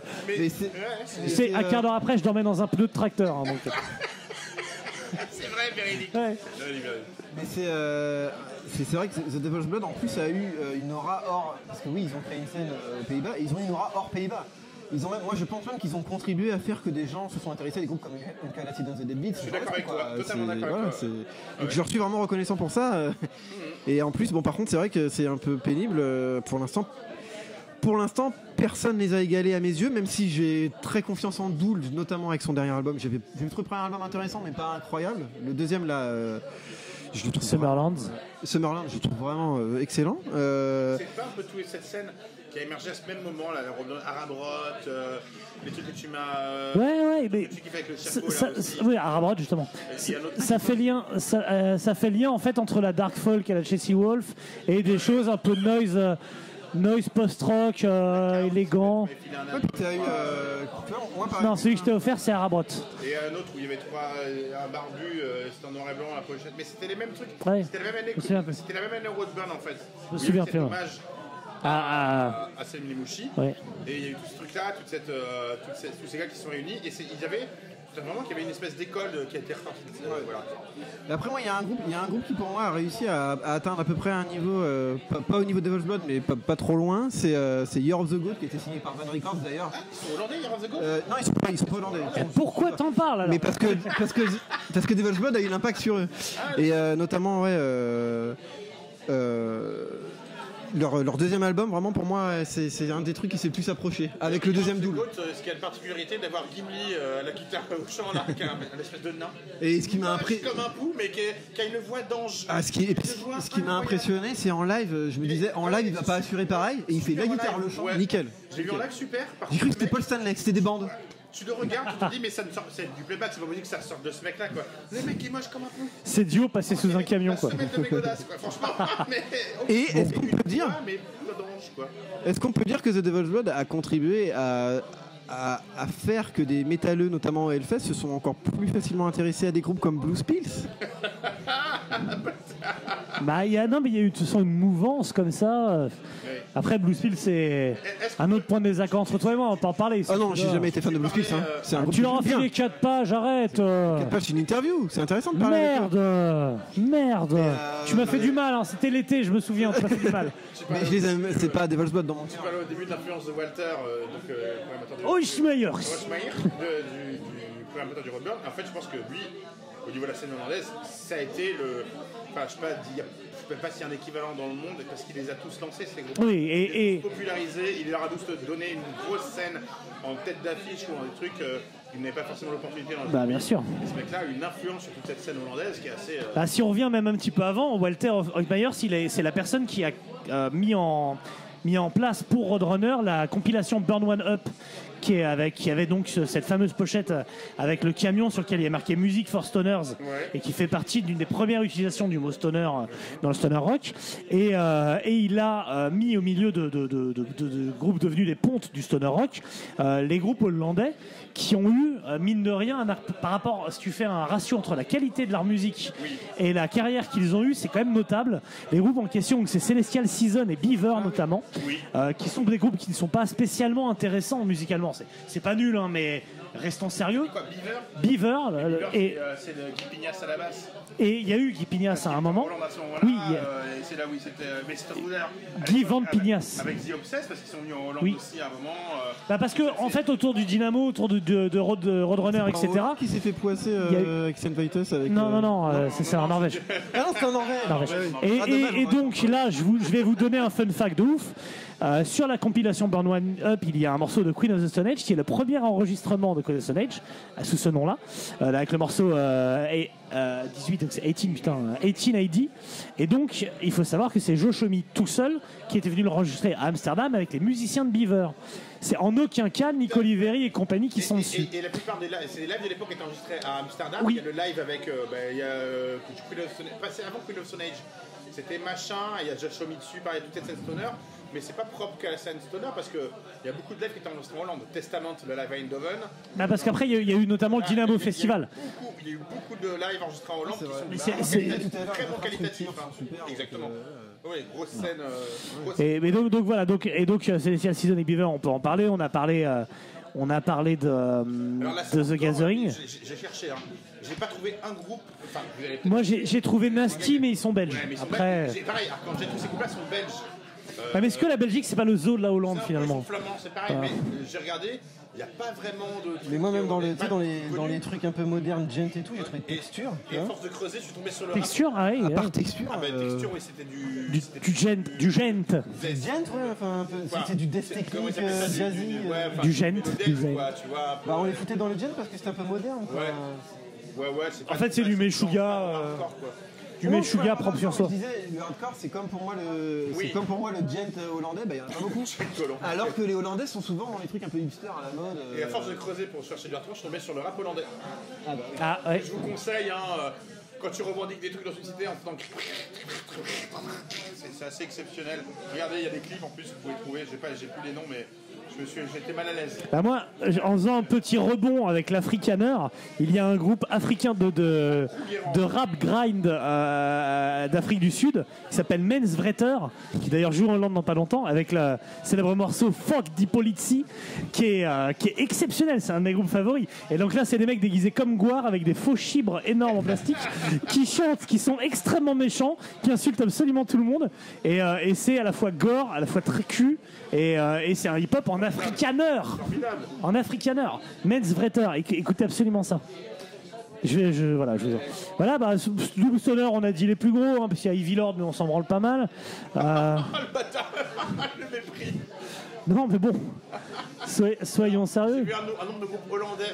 On en a vu, Mathieu, toi et moi. Attends, j'en ai. Des groupes hollandais, on Ouais, a bon, vu vas-y. des beautés parce que, tu sais, au Roadburn ou avant le festoche ou après en poste, ils te remplissent les cases avec les groupes régionaux. Ah oui. Quoi. D'ailleurs, il y en a un. On a vu du Komatsu. Voilà, j'allais te le dire. Écoute, ce matin, Facebook m'a rappelé qu'il y a 7 ans, jour pour jour, PA, toi et moi, on chantait Komatsu en Hollande, en première partie de Godsnake. Donc, Komatsu, c'est un groupe qui déjà tire son nom d'une marque de camions de chantier, donc déjà à la base c'est problématique, et qui fait. C'est des gens qui n'ont aucune personnalité. C'est. Les mecs sur la photo de classe, tu te demandes s'il était dans ton bébé. C'est clair. C'est Komatsu. C'est tellement générique qu'il n'y a pas d'épisode derrière, c'est que le générique, quoi. Ces groupes-là, j'en ai vu beaucoup au Roadburn et des trucs, mais génériques. Vous voyez les groupes génériques? Bah, Komatsu, c'est le générique de vos Il y génériques. avait un groupe qui était vendu comme le prochain, je sais pas quoi, Karma to Burn, mais en version. C'était un espèce de groupe où il n'y a pas de chanteur. J'étais allé les voir dans la petite green room là.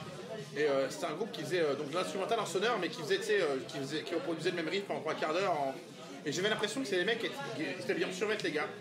Et d'un coup, j'étais là avec ma bière, j'écoutais, et dans mon esprit, j'ai vu des mecs à poil en train de s'enculer dans une salle de sport au ralenti, avec des gouttes, tu vois. Avec le mec de Pestilence qui leur fait un kebab. Là, il faut que je parte de cette salle tout de suite. Donc voilà, parce que ça. Voilà, bah dans les groupes sans grande envergure, il y avait Seven Zuma 7, il y avait 35007, Astrosonic qui a eu sa petite carrière quand même, Gomer Pyle. En fait, ça Voilà. on nous a filé c'est qu'on a acheté beaucoup de vinyles, on nous donnait. C'est voilà, exactement. Après, voilà. C'est en général quand t'achetais 3 vinyles chez Svart, au Roadburn t'en avais un en plus, tu vois, c'était des groupes hollandais, tout à fait. Et évidemment Stone in Egypt, qui font du Egypt en s'appelant Stone in Egypt. Voilà. Et je vous épargne Candy Bar Planet parce que je pense que personne ne les Et ce qui connaît. est triste quand on fait le bilan de tout ça, Quand on fait le bilan, quel est moment? c'est que t'as l'impression que c'est pas comme quand on a fait l'Italie ou la Pologne, c'est des groupes. Il y a une histoire, il y a des débuts, des prémices, ça continue d'évoluer. Mais en Hollande, vraiment, ça s'est figé dans le temps à chaque style et que ça s'est arrêté après, qu'il n'y a plus rien. Là, donne-moi un truc hollandais là maintenant, là tout de suite, un truc Récent et qui. Non. Tu peux me dire Asphyx, tout le monde va Oui. dire c'est vieux. Tu vois, Bah, Doul, quoi. mais si tu T'as dit veux, quoi ouais. Bah, Doul, dont on Ouais, parlait. oui, Doul. Ouais. Et vous savez qu'on n'a pas dit un mot de Aerion et Star One, hein.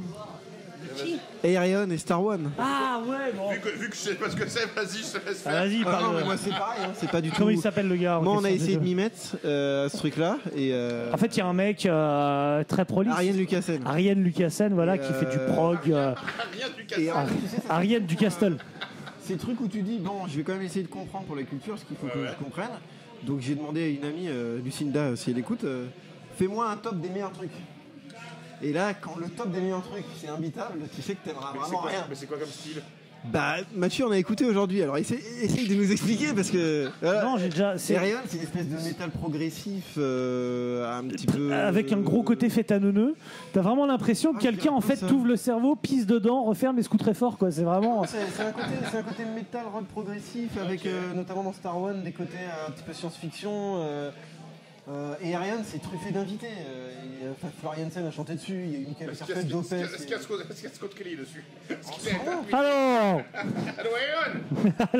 Dankjewel. voilà, j'ai Heidevolk en groupe pagan folk qui parle des légendes de Saxe. Oui, Heidevolk.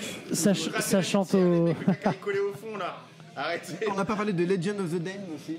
Ah ben si, on peut parler. Ah oui, Si. les pochettes sont très vilaines, je connais que les pochettes des autres. C'est moins pire que le reste. C'est Trajan Froc, non, un peu? Pas non plus. C'est. Qu'est-ce que t'en penses toi? Moi, je trouve C'est générique. C'est générique encore. Mais c'est C'est anecdotique. Moi, les mecs. On va pas- C'est pas une sorte de créateur en pas bien? Ouais, d'ailleurs, ils ont pas tourné avec eux d'ailleurs. Non, Non, mais non. À la fois oui, mais à la fois complètement non, quoi. C'est un peu trash death, non? Ouais, c'est ça. Et la créateur, c'est quoi? Non, mais j'essaie de définir. Sur le Austrian Death Machine, mais. Putain, oui. Netherlands Deathmatch. Pochette C'est exactement ça. Mais bon, est-ce que Hollande ne serait pas un pays de l'arnaque? Tu sais que les carottes ne sont pas oranges, Mathieu, tu le sais. À la base, elles ont été modifiées. Orange. Elles ont été modifiées en 1100 pour le mais prince non, orange. mais au final. Ah ouais? Ah oui, carottes, tu retrouves des violettes, des jaunes, des bleus, des ce que tu Oui. veux. Mais l'orange a été modifié pour rendre hommage au prince Oranje, le prince hollandais. C'est une arnaque, tout est une arnaque, Mathieu. Les tulipes ne viennent pas de Hollande, elles poussent au Kenya. Tu le sais, ça? Oui, ça je sais. Voilà. Donc en fait, ce pays est génétiquement modifié Je pense et que- extrêmement générique. Et on n'a jamais compris comment se garer parce que les trucs de parc-mètres sont illisibles. C'est clair. Et on peut si pas tu payer avec passes, sa carte bleue. si tu passes au orange, tu prends 200 € d'amende. Non, ce pays, c'est. Bah oui, parce que c'est orange. Bah oui, mais c'est ça que C'est orange. Et il n'y a aucun commerçant qui ne prend la carte bleue. On n'a Personne. jamais compris ça non plus. Personne. Ils sont pas aimables. Mais on comprend Mais d'une depuis longtemps. force. Si quelqu'un pouvait nous expliquer. Parce que j'y retourne là dans un mois, de toute façon, en plus, hein, pendant 5 jours. On les a en Death Fest avec Eindhoven. Et ce Je ne principe, comprends toujours pas ils ce sont blindés de thunes, les mecs ils ont une pure baraque et à 20 minutes de chez eux dans la campagne, ils ont un bungalow. Et le week-end, ils quittent leur pure baraque pour aller se geler les couilles dans leur bungalow, prendre des douches à l'eau froide et dire ah c'est beau la Et le nature quand même. soir, ils bouffent dans un resto et à minuit, ils me passent de la gabeur. Je ne comprends pas ce pays. Ah, Fais un spécial regarde sur la Hollande. ça va pas être long. Et puis au final, ouais, on est sur un pays, comme tu disais, ils font des groupes et finalement ça s'arrête, ça va nulle part. Mais Un c'est pays ça, qui va 3 fois en finale de Coupe du Monde et qui la gagne pas. Malgré. Le PSG, moi. Hein. Désolé, c'est symptomatique, c'est Symptoms of the Universe. Ça, Bien sûr. C'est un vrai symptôme hollandais. Même moi, ça D'avoir me des choses, mais d'arriver nulle part. Non mais même quand De Jong il a voulu enfoncer la cage thoracique d'Iniesta, il n'est pas allé suffisamment franco. Pas pris un carton Le mec rouge. a mis un but à la fin, c'est quand même lui qui a gagné à la fin. Même l'opération marquée. Même la Seconde Guerre mondiale, ils sont même pas réussi à devenir nazis. Qu'est-ce qu'ils voulaient, tu vois, c'est toujours. Ils sont restés dans cet entre-deux, on est grand, on est blond, faites ce que vous voulez. Ah là là. On coule pas. Positionnez-vous. Voilà, faites un truc à un moment. Si tous les Hollandais qui m'écoutent, et d'ailleurs, je voulais parler de cette anecdote, tu parlais de caravane tout à l'heure. Je finirai là-dessus hein, parce que c'est un vieux souvenir. J'y ai pensé en préparant ce titre. Quand tu m'as dit la Hollande, c'est pour moi un vrai souvenir. C'est la première fois qu'on m'a fait un bisou sur mon zizi. C'était en dessous d'une caravane au camping à Antibes. Je devais avoir 12-13 ans, voilà. Je sais plus comment tu t'appelais. Mais sous la caravane de tes parents qui dormaient. Petit bisou sur mon zizi, je t'embrasse très fort. On t'embrasse fort. Petit bisou en hollandais. Bon, si chacun fait son souvenir de la Hollande, moi qui étais assez fan de Reggie Miller, bah, son sidekick c'était Rick Smith, qui était hollandais, le Flying Dutchman. Eh oui, donc voilà, pour les fans de NBA. Et toi, du coup, Farida en interview sur sa table basse, sur sa table en bois. Mais non, pas l'Ariane Cochon, mais je me rappelle que dans ton interview, tu avais parlé de la table en bois de Farida Oui, Lemouchi. parce qu'elle disait non, parce qu'elle m'a dit Céline venait, il s'asseyait toujours en face à cette table que tu vois parce qu'on est en vidéo. Et toi après t'as fait la table basse. Ouais, table basse. Bon, Non, il faut absolument tous les côtés de Revenge Blood, tout, même la démo, même voilà, The Graveyard Shuffle, qui sont Ce titre, c'est Devil's Blood, Asphyx, Voilà. Rick Smith. Et bisous sur Zizi et Antibes. Bisous sur le zizi sur une caravane. Les Hollandais, bien sûr. Et t'as raison, c'est symptomatique de la Hollande, hein, c'est d'aller nulle part, c'est d'avoir des gros trucs, des gros line-up, enfin je sais pas, d'avoir une envie, mais voilà. Et pour terminer, entre la scène hollandaise et la scène française, laquelle est la plus riche? Ah bah là, C'est riche, tu lui diras beaucoup. actuellement là. Ça c'est facile, c'est le Hollande. C'est pas comparable, Mathieu. Bah on a fait le tour là pour un pays qui est 6e au monde du nombre de groupes de métal. Excuse-moi, c'est un peu pot de couille quand même. Hein. Non, Ouais, mais après, il y a plein de trucs qu'on connaît pas, qu'on maîtrise pas, tu vois. Tu vois, le métal symphonique, il n'y en a aucun des trois. Ah bah, en français aussi, en scène française, il y a pas mal de choses qu'on Mais par maîtrise pas. contre, Hein. en scène française, rien que sur le Black et le Death, on pourrait passer 2 heures, ça c'est sûr. Bah oui. Ah, tu rajoutes dessus Gojira et les exceptionnels hypnos. Je dis ça pour que ça penche de mon côté. Et non.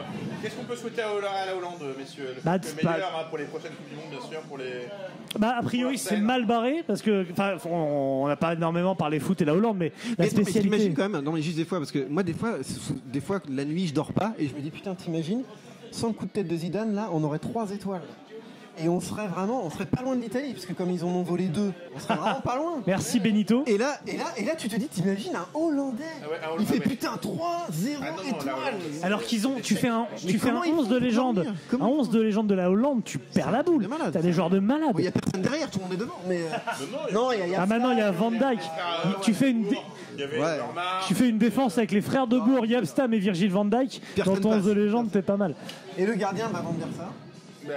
Putain, en plus, c'est presque tous la même génération. Non, mais ils ont une génération de dingue, la génération Ajax 95 en gros. Après, tu mets Cruyff, Van Basten. Avec Kluivert, ouais. Faut savoir qu'il y a des photos qui traînent, hein. On va les balancer avant, Mathieu. Même Hollande, Mathieu, moi. J'ai voulu venir avec.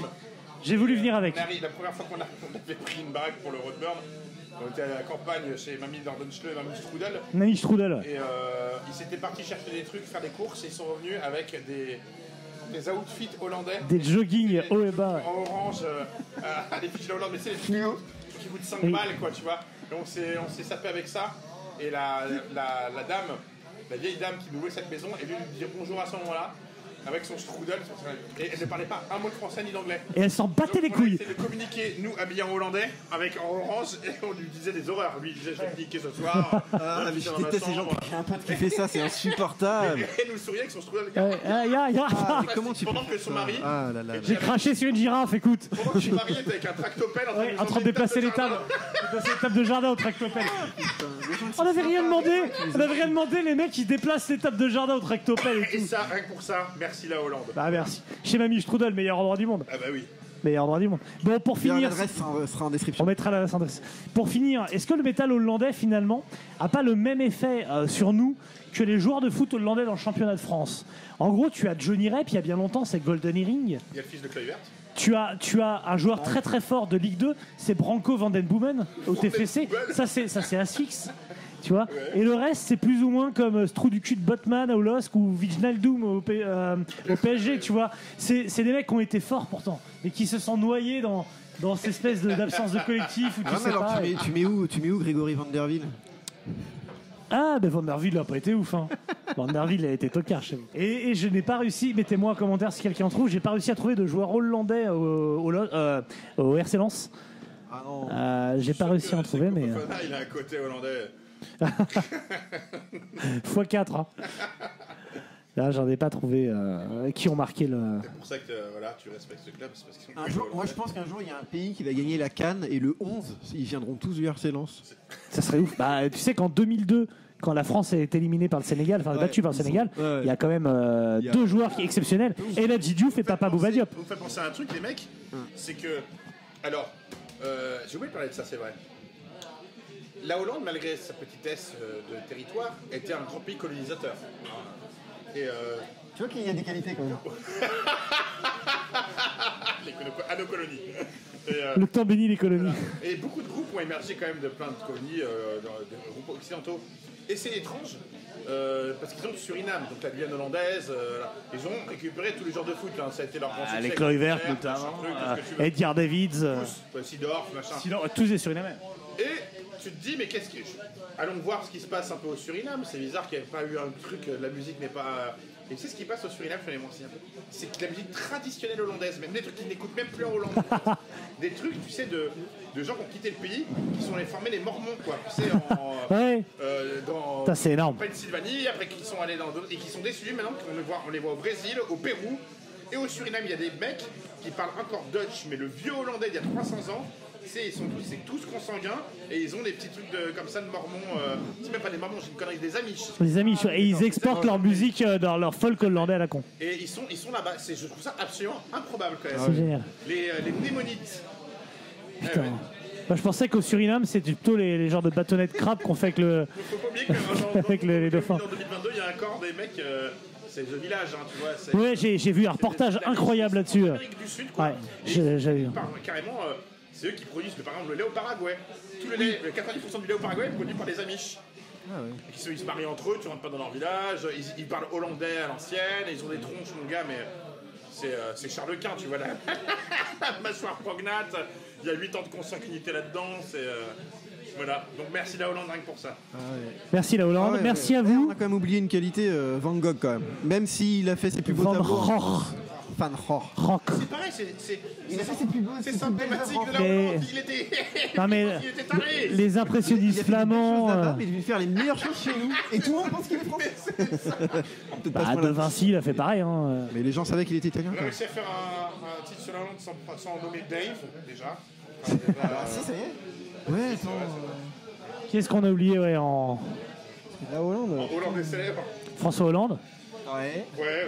Alors, si je ne me gourre pas avant que je dise une connerie, je vérifie quand même. Alors attends, hop là. Non, James Brown, il est pas hollandais. Non, parce que T'avais un indice. on a parlé de tous ces groupes-là, mais est-ce qu'on n'a pas vraiment d'une culture métal ou rock hollandaise? Parce qu'on aurait pu en parler avec. Quand on parle de la France, on peut dire que.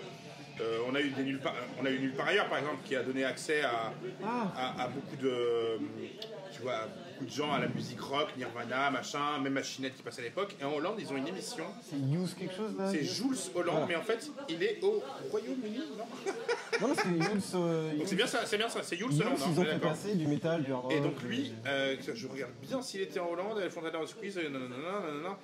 Parce que je l'ai vu plusieurs fois dans des vidéos moi regarde aussi. sur YouTube où Ouais. il recevait, il a reçu plein de monde, des gens qu'on n'était pas trop habitués à voir, et avec une super émission ultra Avec qualitative du au niveau live. musique. Ouais. Tout à fait. Donc oui, c'est Jules Holland. Ouais, je connais. Ouais. Il y a un live de Björk là-bas qui est exceptionnel. Ouais, mais c'était plus rock en effet. Hein. Il a reçu, même comme je disais, il a reçu le groupe Zeze. Il a reçu plein de trucs. Il a souvent des lives assez intéressants. Later with Jules Holland. Ouais, c'est ça. Ouais. Très très bien. Mais voilà, il Bon. faut aussi savoir que si, je ne sais pas si quelqu'un parmi nos auditeurs a vécu en Hollande ou habite la Oui. Hollande ou machin, et s'ils ont accès à ce genre de. Tu vois, s'il y a des médias là-dessus. quoi. Ah bah un truc qu'on n'a pas dit aussi quand on était dans les jungles ou chez Mamie Strudel, c'est la chaîne de publicité porno la nuit. Exceptionnel. Où tu bloques toute la nuit à regarder, c'est des annonces, tu sais, de trucs de call girl ou de nana, de téléphone rose, etc. Et c'est cheap comme jamais. Et c'est un enfer. Elle passe en boucle, c'est tout grèche, tout mingangesto, denchlo, et en boucle comme ça. Et on tape des barres. Enfin, tous les mecs qui sont allés au Hollande ont tapé des barres là-dessus, c'est obligé. Donc voilà, merci beaucoup Guillaume d'être venu. Hein. Avec plaisir. Merci Guillaume Van Den Fleury. Ce qu'on peut dire de ça, c'est que la Hollande, quand ils disparaîtront, ça ne nous manquera pas trop. Bon. Peut-être pour les champignons. Si, en fait, ça va me manquer, ça va nous manquer. Bah, pour le Rodburn, ouais. Bah, pas que ça. Bah, alors d'abord, on n'y va plus. On se marre toujours. Moi, je suis allé voir quand Genève Conformity, c'est la dernière fois, une bonne. Ben bien sûr, bien sûr, bien sûr. Leurs salles vont nous manquer, c'est sûr. Voilà. Et on se retrouve bientôt, Sam? Dans peu de temps pour un mini-tits. On va parler de quoi? Alors, dans l'ordre, on va d'abord parler d'un groupe complexe, allemand à citrouille. Oh non, c'est vrai, on doit faire ça? Ouais. Et pourquoi? Après- Qui a payé pour ça? Après- Pas plus Mathieu David. Pas moi. Non, c'est pas quelqu'un qu'on connaît pas. Après, on va parler d'un groupe de Louisiane avec une fleur de lys et un son très gras. Et un chanteur qui aime le vin blanc. Après, on va parler d'un groupe de hardcore new-yorkais, je crois, ou de Washington, j'ai un doute. Ah ouais? En fait, il y a Voilà, plein de choses qui arrivent. voilà les 4 prochains pour les mini-tits. Ok. Bah, on se dit à bientôt. Merci Guillaume Van Den Fleury Bah, merci Bah beaucoup. oui, Magnifique. pour ton aide précieuse Oui, bah, pour le Fergie Time sur les groupes de Power Sympho. bon, bah, ça, et, il y a pas grand chose dessus. En plus, le pauvre, c'est même pas ce qu'il écoute, tu sais. Parle-nous des groupes Metal Symphonique. Non mais c'est ce qui nous refile comme lâche-touille dans son magazine, donc bon. Et Lisez Rocard notamment parce que il y a ce mois-ci et le mois prochain un double article sur Trouble qui est hyper intéressant. Il y a un article sur les disquaires que tu as fait qui est formidable et des groupes claqués comme Ghost un peu partout. Ghost et Sabaton. Voilà, écoutez le dernier Sabaton mais pas trop. J'ai tellement de choses à te dire sur Sabaton. J'ai improbable. Alors, on refait un titre. Déjà, il a vu la vidéo Nota Bene sponsorisée par Sabaton. C'est génial ça. Hein. Un autre truc que j'ai lu, le mec qui parle, c'est un historien qui fait tout un truc sur une bataille, et à la fin il cite Sabaton. C'est un- Et de toute façon, ce groupe, c'est le plus grand groupe de métal au monde. Mais franchement, là, je pisse plus. Là, Franchement, ils sont deuxième derrière Black Sabbath. Ils sont trop. faire un clip en Ukraine, là. J'espère. Attends, mais. Un coup comme ça, ils sont dans le van. Did you find the boat? C'est avec Zelensky et tout, sur un tank. Non, mais. Ah ouais. Mais on embrasse Sabaton, hein, qui reste le groupe le plus inoffensif de l'histoire de la musique. Voilà. Et on vous embrasse, vous autres, tous auditeurs. Et très bientôt, vous allez nous retrouver en interview quelque part, on en reparlera. Et puis la Troll Cup va commencer à débarquer dans peu de temps. Hein. T'es sérieux pour la dernière sélection? C'est de la merde. Il y avait vraiment ça en 2000. Eh bah 2021, j'ai pas trouvé mieux, frère. Hein. Putain, mec. Ah ouais, dur. Putain, la dureté du mec, quoi. Allez, bisous. Dankjewel. Dankjewel.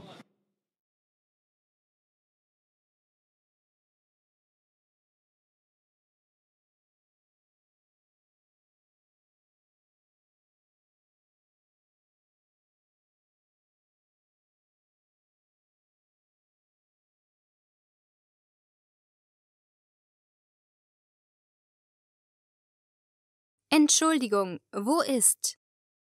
Sorry, waar is? Sorry, waar is? Entschuldigung, wie komme ich zu? Sorry, hoe kom ik naar? Sorry, hoe kom ik naar? Umkehren, zurückgehen. Omkeren, teruglopen. Omkeren, teruglopen. Nach rechts abbiegen. Naar rechts afslaan. Naar rechts afslaan. Nach links abbiegen. Naar links afslaan. Naar links afslaan. Auf der Straße bleiben. Blijf op deze straat. Blijf op deze straat. Auf dem Weg bleiben. Blijf op deze weg. Blijf op deze weg. Die Kreuzung überqueren. Het kruispunt oversteken. Het kruispunt oversteken. Der Laden befindet sich in der ersten Straße auf der rechten Seite. De winkel bevindt zich in de eerste straat aan de rechterkant. De winkel bevindt zich in de eerste straat aan de rechterkant. Der Laden befindet sich in der zweiten Straße auf der linken Seite. De winkel bevindt zich in de tweede straat aan de linkerkant. De winkel bevindt zich in de tweede straat aan de linkerkant. Die erste Straße links nehmen und dann rechts abbiegen. Neem de eerste straat links, sla dan rechts af. Neem de eerste straat links, sla dan rechts af. Die erste Straße rechts nehmen, dann links abbiegen. Neem de eerste straat rechts, sla dan links af. Neem de eerste straat rechts, sla dan links af. Geradeaus. Rechtdoor. Rechtdoor. Gegenüber. Aan de overkant. Tegenover. Aan de overkant. Tegenover. Die Entfernung. De afstand. De afstand. Nah. Dichtbij. Dichtbij. In der Nähe von. In de buurt van. In de buurt van. Zwischen den beiden Gebäuden am. Tussen de twee gebouwen aan de. Tussen de twee gebouwen aan de. Am Ende der Straße. Aan het eind van de straat.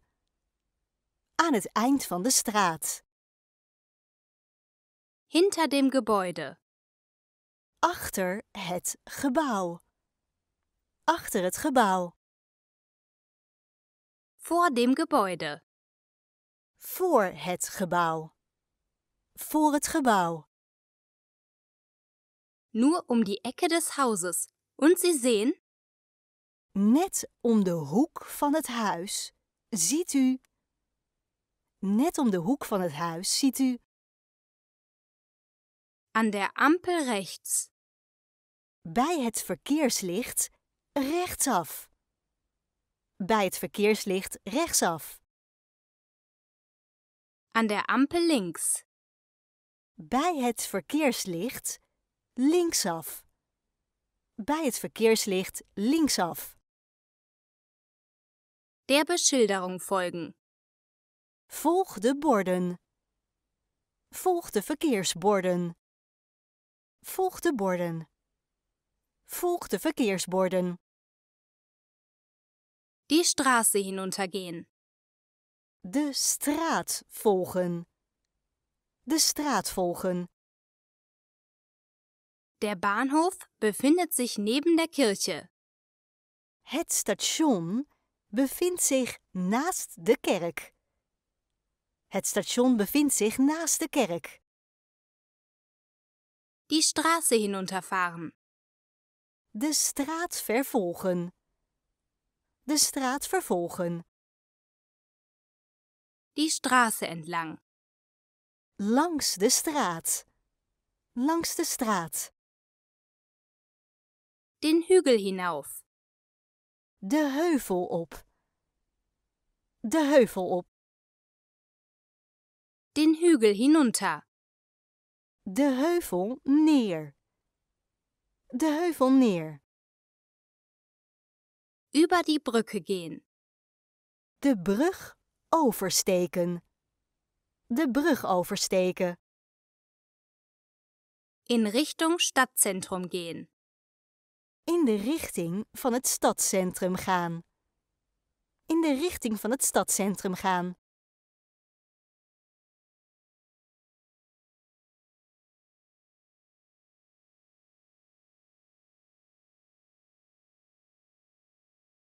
Der Strand. Het strand. Het strand. Das Meer. De zee. De zee. Die Küste. De kust. De kust. Die Bucht. De bocht. De bocht. Hafen. Haven. Haven. Schwimmflossen. Zwemvinnen. Flippers. Zwemvinnen. Flippers. Badekappe. Badmuts. Badmuts. Sich sonnen lassen. Zich zonnen. Zich zonnen. Sonnencreme. Zonnecrème. Zonnecrème. Sonnenschutz. Zonwering. Zonwering. Die Küstenwache. De kustwacht. De kustwacht. Der Rettungsschwimmer. De reddingszwemmer. De reddingszwemmer. Luftmatratze. Luchtbed. Luchtbed. Sonnenschirm. Parasol. Parasol. Sonnenliege. Zonnebank. Zonnebank.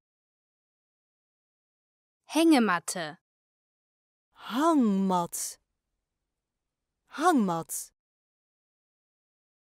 Sonnenhut, zonnehoed, zonnehoed, Sonnenbrille, de zonnebril, de zonnebril, Badeanzug, badpak, badpak, Badehose, zwembroek, zwembroek, Handtuch, handdoek, handdoek, Badesachen, zwemspullen, zwemspullen, Schnorchel, snorkels, snorkels, Seeigel, zeeegel, zeeegel, Quallen, kwallen, kwallen, Fische, vissen, vissen, Muscheln, schelpen, schelpen, Meerwasser, zeewater, zeewater, Palmen, palmen, palmen, Flut, vloed, vloed, Badeverbot, zwemverbod, zwemverbod, Nichtschwimmerbereich, verboden te zwemmen zone, verboden te zwemmen zone, Schwimmerbereich, zwemzone, zwemzone, die Wassertiefe beträgt 3 Meter. de waterdiepte is 3 meter. De waterdiepte is 3 meter. Segelboot, Zeilboot, zeilboot. können wir hier schwimmen? Mogen wij hier zwemmen? Mogen we hier zwemmen? Ist es sicher, hier zu schwimmen? Is het veilig om hier te zwemmen? Is het veilig om hier te zwemmen? Können wir hier gefahrlos tauchen? Kunnen wij hier veilig duiken? Kunnen we hier veilig duiken? Strömung, Stroming, stroming,